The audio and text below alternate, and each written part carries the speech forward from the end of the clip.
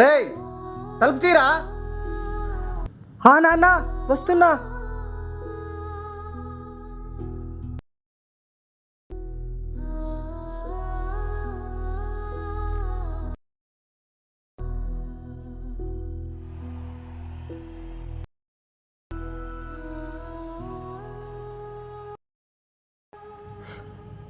ఏమైంది నాన్న?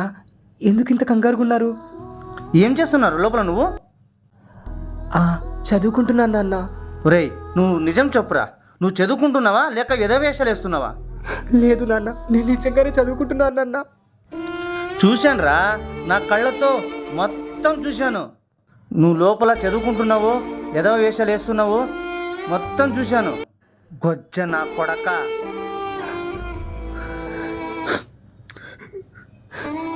నా కడుపున చెడ పుట్టావు కదరా.